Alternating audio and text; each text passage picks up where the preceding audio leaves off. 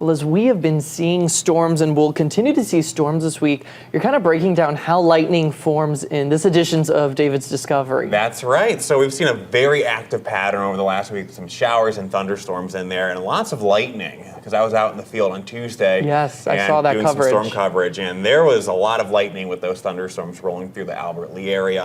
But I decided to do a David's Discovery on how lightning really forms. All you need is a few simple ingredients here, or some materials, that is. So we need a comb, we also need a balloon, and then we need some LED or fluorescent light bulbs, that Something is. easy to do at home, and for the kids, something fun. Yeah, this of course, weekend. something fun. So I did 2 experiments. The first one is with the comb. All I did was run it through my hair, and Charge it up. Charge it up. Yes, you're familiar with that. Yes, I'm classic recalling this a experiment. little. You run it through your hair, you charge it up, and then look at what it does to some water here as it's pouring out of the faucet. Do you see a little bit? Yes, it the starts water. to bend. Yep. Yep, because the charged particles, the electrons, when you're running it through your hair, is electrically charged. It's going to be interacting with the protons coming from that light stream of water, and it's bending it back and forth. You see very closely there.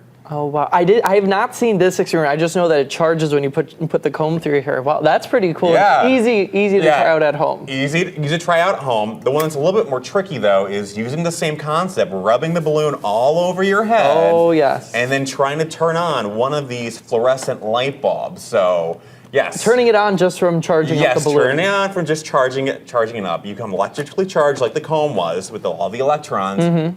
It interacts with the protons, or those positive ions, onto the light bulb, and it starts to flicker. So if you take a look here, it's going to be black at first. Oh, actually, there's another video that needs to play. Yes, this video. Yes, this video. Take a look now. See? It lights up there a little bit. And where are you putting the balloon when you're doing this in order to get the light to come on? That's a good question. I'm rubbing it just back and forth on the side there, and you see it lights up. I was in my closet doing this because it was a little too light out there.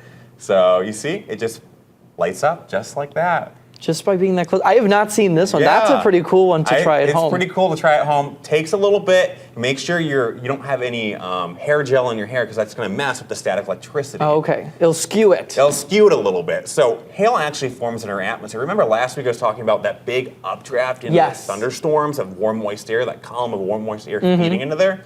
Well, it actually propels a lot of these ice particles into the atmosphere, making our atmosphere have all these different types of electric charges, with ice particles interacting with one another in some of these super cooled water droplets. So in a thunderstorm cloud, we do have the chance to see that in there. If we could pull the graphic up here real quick, if it's possible. We have different sets of electric charges with all that hail forming in the atmosphere in a thunderstorm cloud. So we get positive and negative charges all throughout the cloud, and when they interact with each other, they become electrically charged.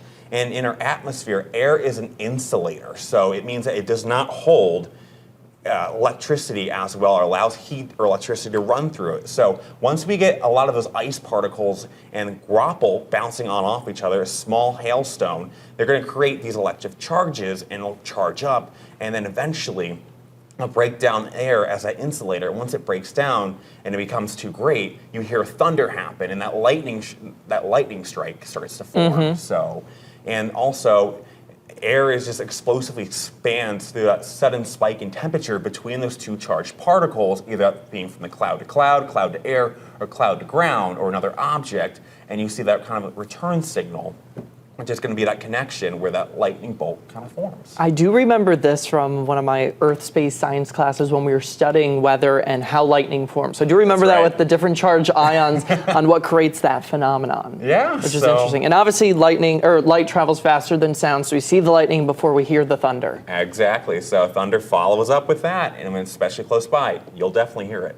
Wow. Well, I really liked this light bulb one. I think that one's really cool. So something fun to try out at home.